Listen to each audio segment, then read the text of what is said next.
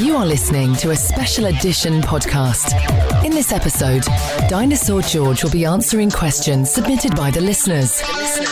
If you would like to submit a question, call us at 210-888-9077 or go to the Ask Dinosaur George page at dinosaurgeorge.com. And now, here's Dinosaur George.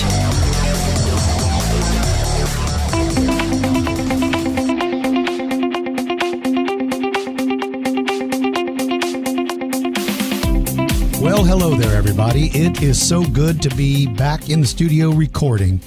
I've been on the road for 8 weeks, traveling with our traveling dinosaur museum. So it's very good to be home, and I'm glad to be back here doing this. I'm going to be here for a couple of months, November, December, on and off. So I hope to be able to get quite a few podcasts out and done. Let me tell you about what I've been doing, why I've been on the road. For the last 19 years, I've traveled to schools, mostly in Texas, but I've spoken all over the state and in Canada a couple of times. What I do is I teach people about prehistoric life, dinosaurs in general, but anything to do with paleontology. And I do assemblies. That's mostly what I'd been doing for years, where I would go in and they would bring in the lower grade levels and I would speak to them, and then they'd bring in the upper grade levels and I'd speak to them, and mostly about, like I said, dinosaurs and animals that existed in and around the area where I happened to be speaking.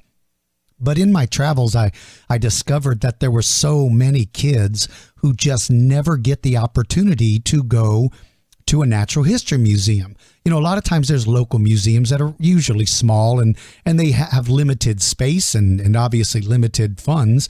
So they're not able to bring in a lot of the things that young kids really enjoy, which is, you know, fossils and dinosaurs and that sort of stuff. So I discovered that there's two main reasons why a lot of kids don't get to go to big natural history museums.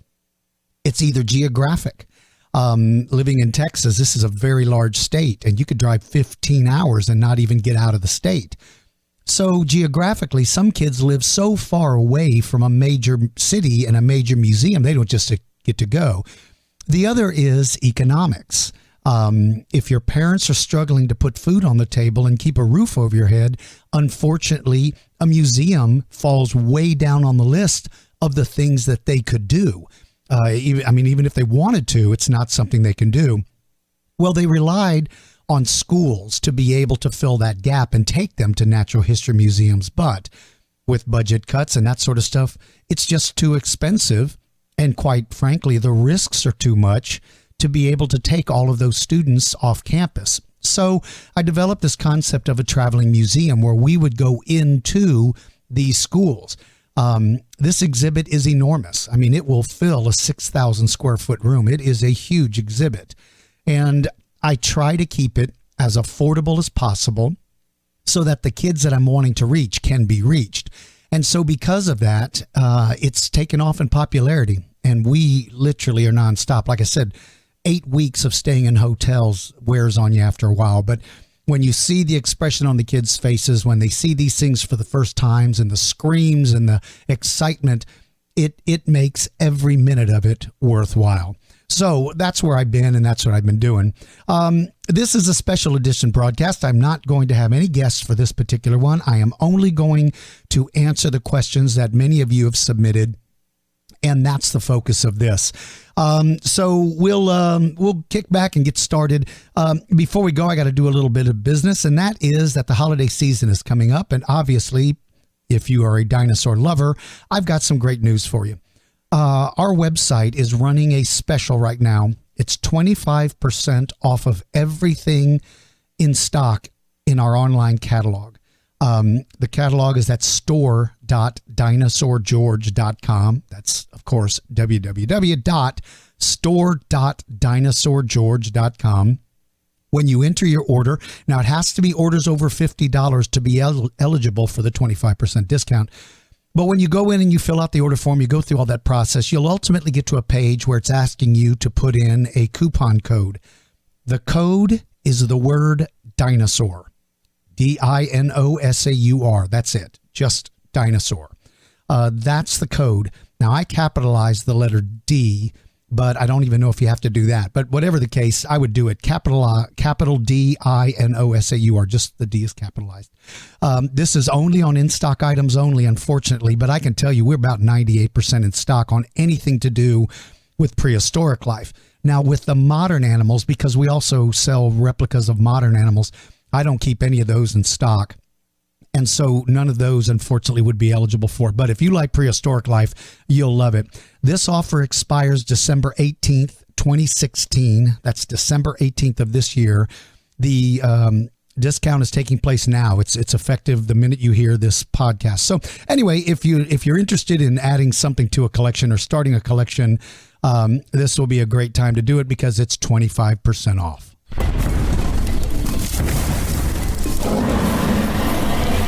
Would you like to buy fossil replica skulls, teeth, claws, and more? Then visit our catalog at store.dinosaurgeorge.com. We sell replicas rather than real fossils so that we don't deplete the resources. Our replicas and casts are museum quality and look real, but are much more affordable. From dinosaurs to ice-aged mammals to modern animal skulls, there is something for everyone. Visit our online catalog at store.dinosaurgeorge.com and start your collection of amazing fossil replicas today. Okay, let's get started with answering. This first one is off of our Skype line. This comes from Cade in Canada. Hello, Dinosaur George. This is Cade, and I live in Canada, and I have two questions actually. First one is about what are your opinions on the new Spinosaurus, the one with stubby legs and walks on all fours? And the second question is who would win in a fight in a battle of the downgrades? Nanotyrannus versus the Suchomimus. I would love to hear your answers and can't wait for your next video. Bye.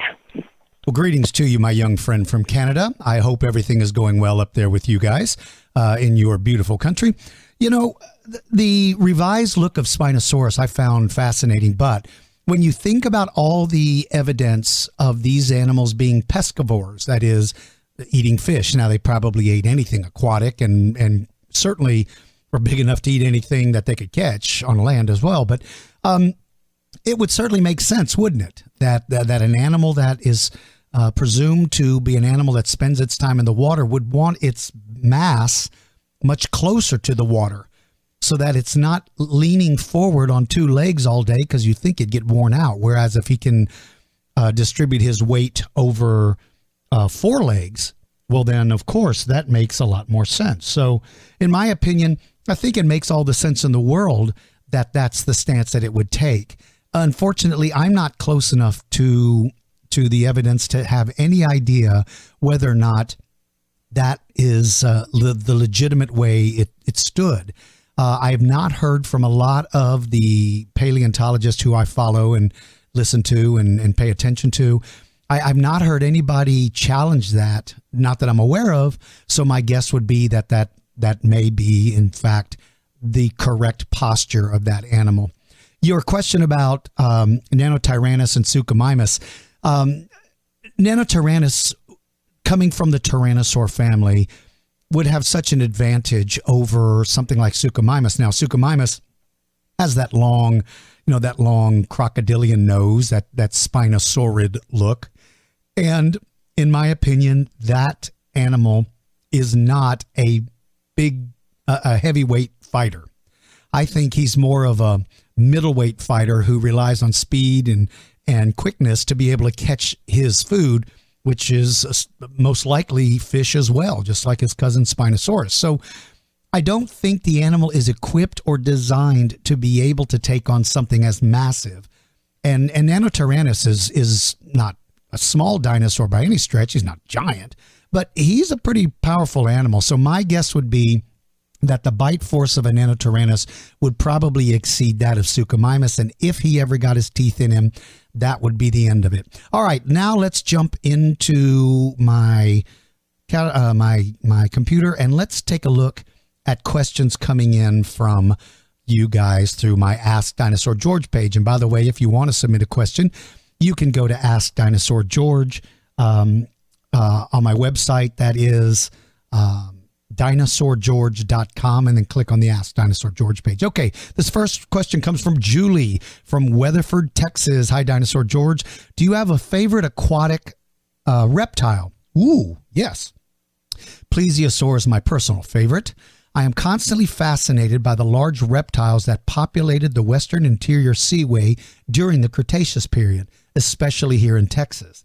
I find myself thinking about the sea and its creatures when I drive between here and Lubbock and witness all the land formations and the scale of it all.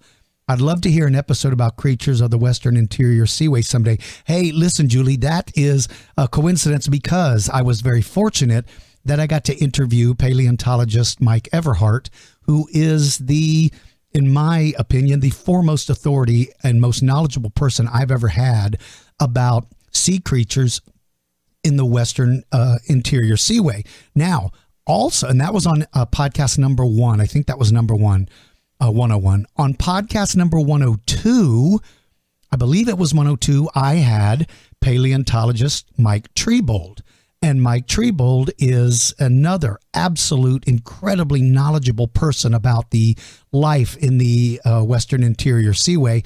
He's got a museum in Colorado that is loaded with pieces that they've excavated, and they've actually recreated 3-dimensionally a lot of the fish that live there. So man, there's some good podcast episodes. If you get a chance to go to them, take a listen to them and you'd be impressed. Now back to my favorite. Well, it's got to be Tylosaurus. I am so fascinated by Tylosaurus. I love plesiosaurs, by the way. Don't get me wrong. I think they're just as fascinating, but I guess I lean more towards Tylosaurus only because that elongated snake-like body and those massive teeth and that huge head, to me, I think it would just be fascinating to see something like that swimming around. So I absolutely share your enthusiasm about life that existed here.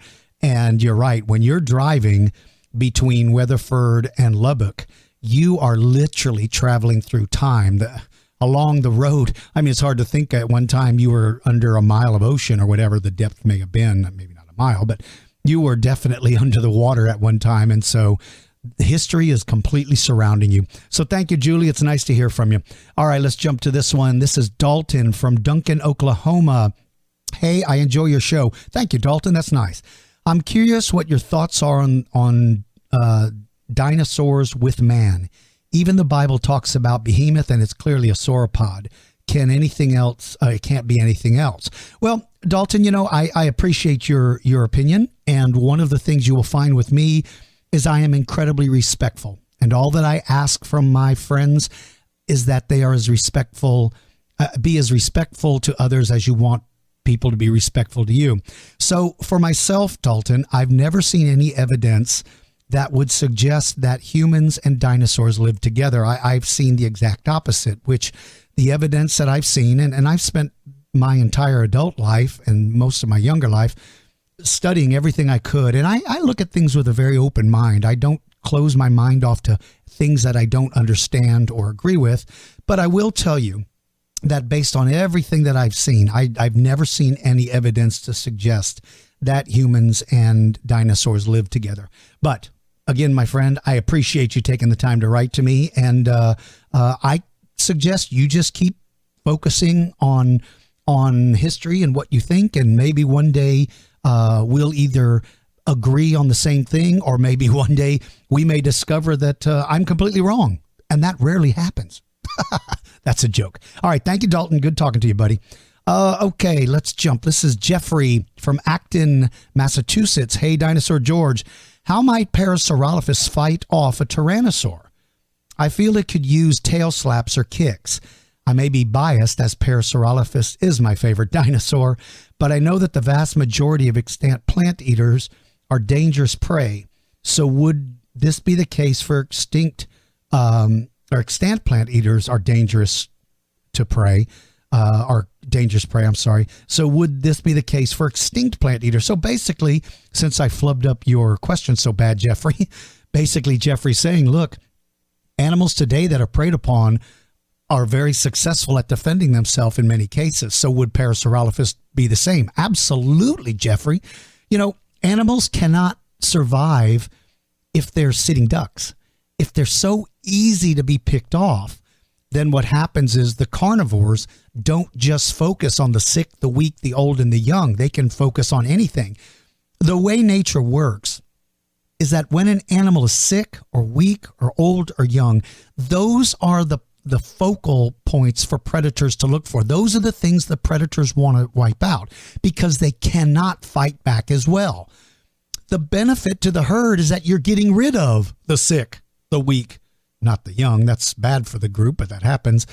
And the old. And because let's focus on the sick.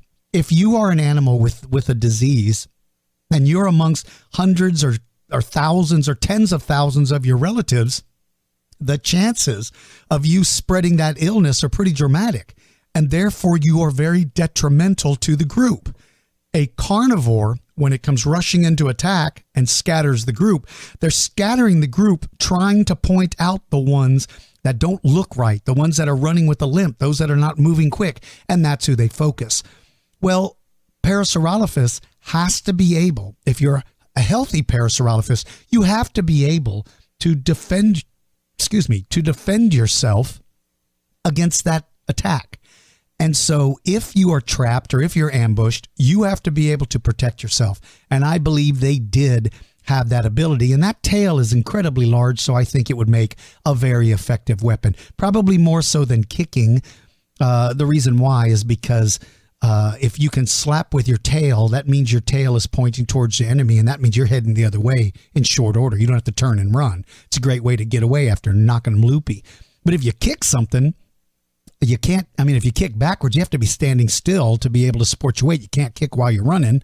And so to kick backwards, I'm talking about an animal running on two legs.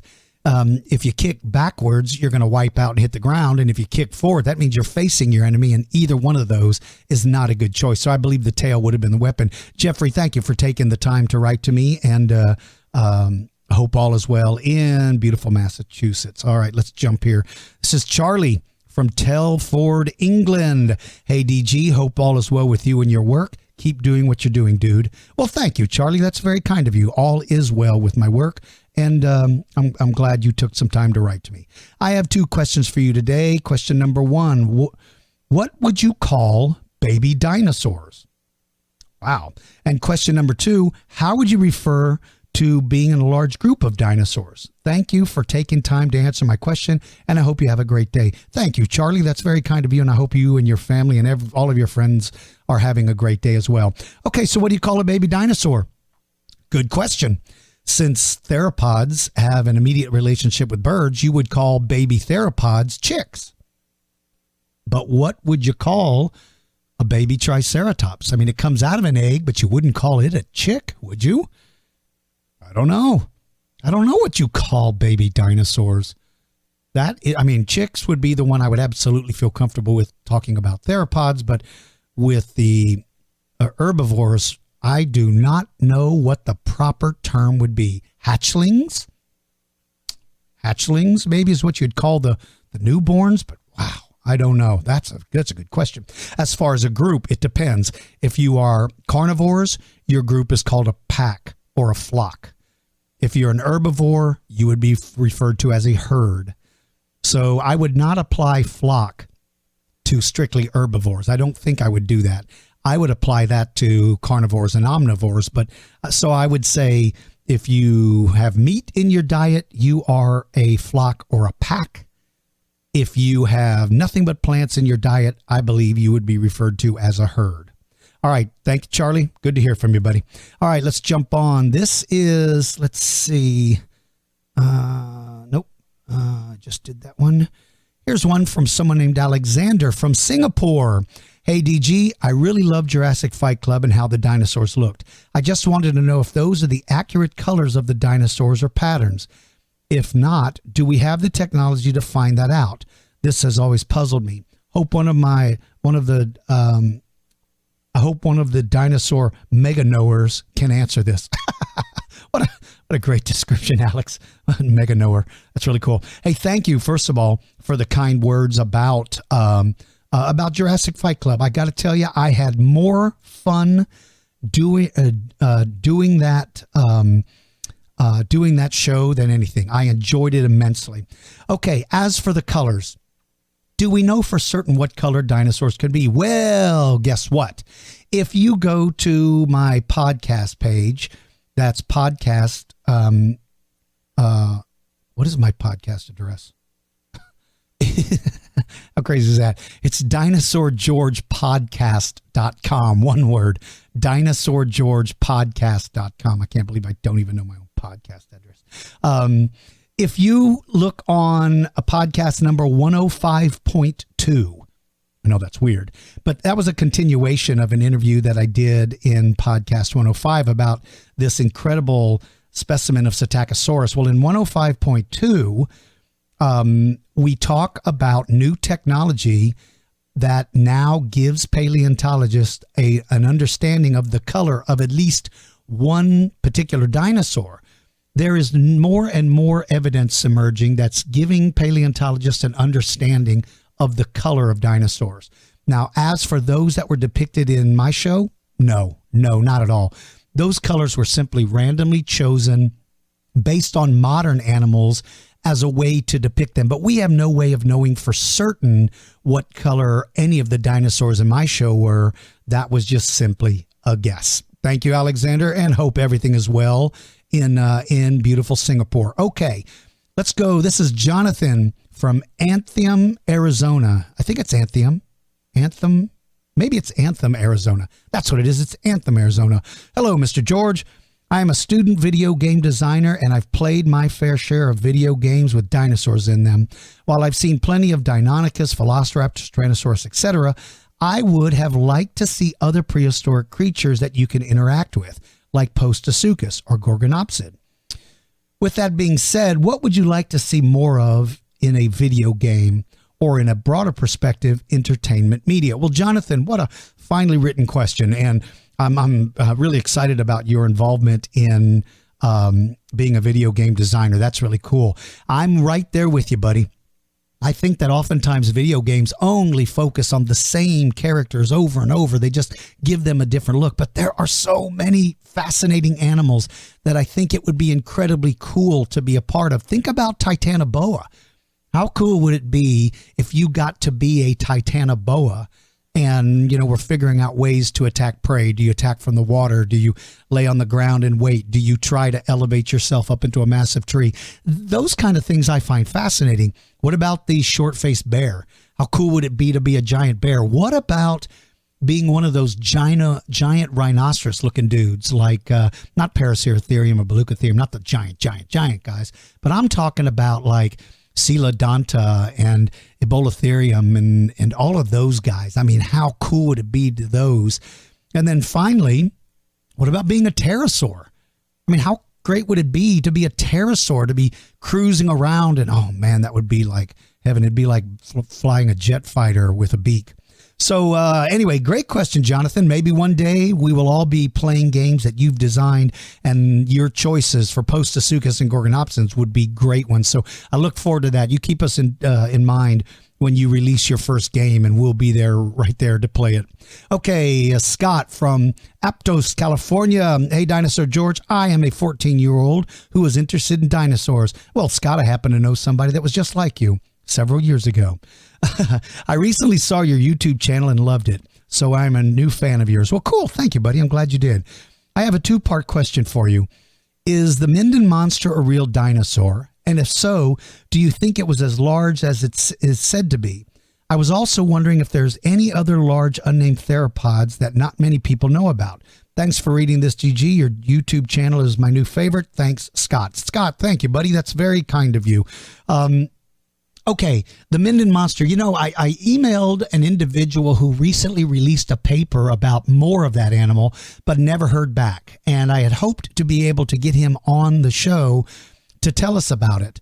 So from what I know right now is that it's big, but when it was first discovered, the estimates of size were ridiculous. I had people telling me it's 56, 58 feet long and all of that's been reduced. And let me say for the record, everyone, when you hear those outrageous claims, 99.5% of those are not made by the paleontologist.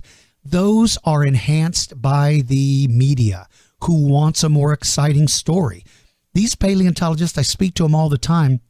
It drives them crazy that they say something and then a reporter will simply change what they said and report it to make it more fascinating and interesting. And so it really gives a bad name to the paleontologist because it always seems like all they do is bloviate and overestimate about everything. And that's not always the case. So what is its true size? I do not know, my friend. I do not know. As for, I know it's not as big as they originally claimed. Now, as for any other unnamed large theropod, yeah, there's a number of them where I've spoken to people who said that they've studied some bones and they're trying to get more information before they make an announcement. One of the ones that fascinated me was an enormous ceratosaur.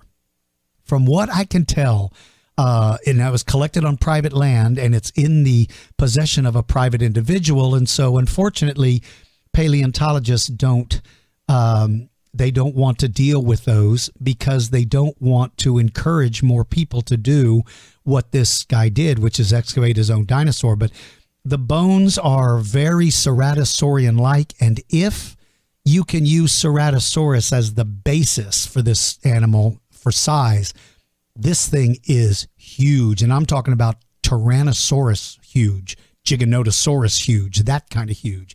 So I do suspect there's a bunch of them out there, but until more evidence is discovered and paleontologists are given access to more things, for now, I guess there'll be some big theropods waiting in the wings to be named and described. Thank you, Scott. Let me jump to one more. David from Grants, New Mexico. Hey, DG, would herbivorous dinosaurs be able to eat modern-day fruits, vegetables, and grass? Thanks and have a good day. David, thank you, buddy. Very cool question. Could they? Well, they certainly have the dentiary, the teeth that would have been able to chew up a lot of this stuff. Maybe not so much in grass.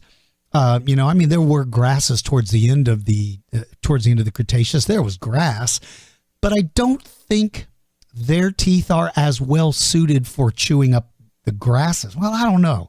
I mean, think about that a minute. You look at that dentiary battery of Triceratops or any of the Ceratopsians or any of the Hadrosaurs. Man, those things look like they can grind up a 2x4.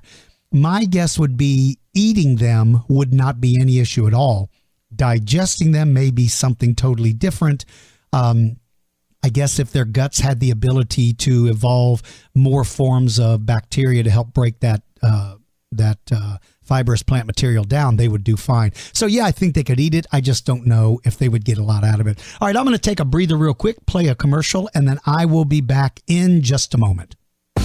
Do you or someone you know like prehistoric life? Are you looking for that perfect gift for the dinosaur lover in your family? Our web store is filled with hundreds of replica claws, teeth, skulls, and more. Start a collection of your favorite animals today. Tyrannosaurus teeth, raptor claws, ice-aged mammal skulls, and more can be found in our catalog. Our prices are very affordable, and we don't add hidden or excessive shipping or handling charges. Visit us at store.dinosaurgeorge.com. Okay, we're back. This is a special edition podcast where I have no guest. It's just me blabbering away in front of the microphone. So let's get back into it. This next question comes from Jens from Hjo, Sweden. My buddy Jens, how are you, my friend? Hi, DG. How are you? I'm doing great. I hope you and your family and friends are all doing well over in beautiful Sweden. My question is, when did the giant bisons die out? I've read on different sites that one says 20 to 30,000 years ago and another says 15,000 years ago. Here's where I think the confusion might be, Jens. Now, don't hold me to this. I'm making a guess, but or just trying to go from memory. Bison latifrons, that's the one with the gigantic horns. I think those guys went out about 20,000 years ago. But I believe Bison antiquus, which was a smaller version, I think they lasted much more recently, like 10 to 15,000 years ago. So there's different species within those bison.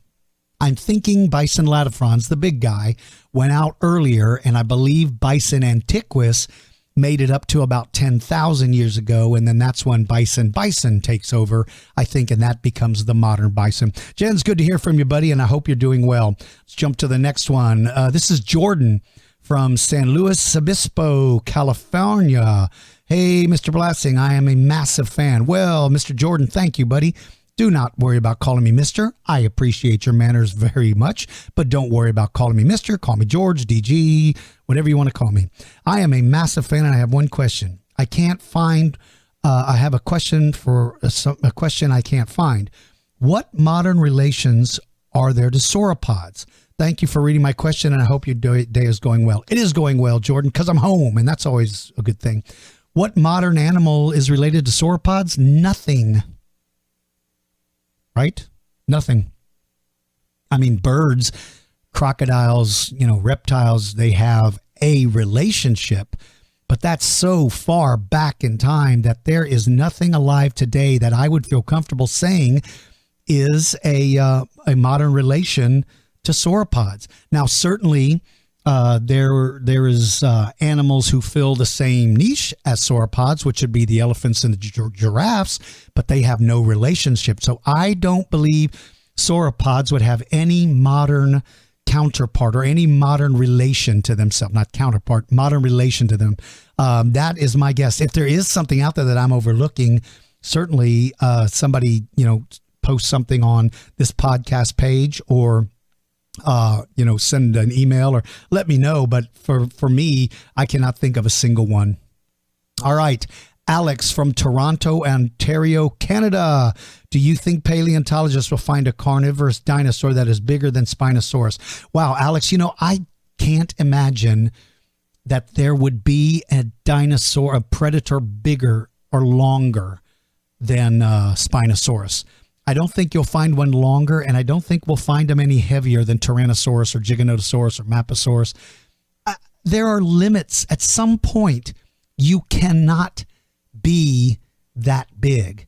And the reason for that is if you are larger than what we see now, certainly it's possible, but if you're larger than that, then you would probably have to be a very, very specialized hunter, because you're not going to catch something small. You're not going to be able to run down, small animals. You're not going to hide. Where do you hide? I think your only position in life would just be the bully, the brute, the guy who sits around and waits for somebody else to kill. But the problem with that is that kind of lifestyle still requires you to be very mobile, because if you're in an area, other predators are not going to stay in that area with you because it's a waste of their time to hunt. So you have to constantly be moving over vast areas to be able to find something that's something killed and that you can steal. So I think we've probably seen the limits of big. Now, yeah, they may find something that's, a foot longer or 2 feet longer, but I don't think we'll ever find anything substantially bigger. But boy, I would love to be wrong about this, because I do like me some big theropods. Thank you, Alex. Hope all is well in Canada. All right, let's see. I've done that one. This is Thomas from Hodges, South Carolina. Hey, DG or Mr. Blasting. That's kind of you, Thomas, but DG is fine. I was wondering two things. How would a woolly mammoth react to seeing a modern-day elephant? And if T-Rex was alive today, would it be an apex predator? Have a nice day. Great questions, Thomas. Okay, how would it react to seeing a modern elephant? It would probably look at it and go, man, that dude has lost all of his hair.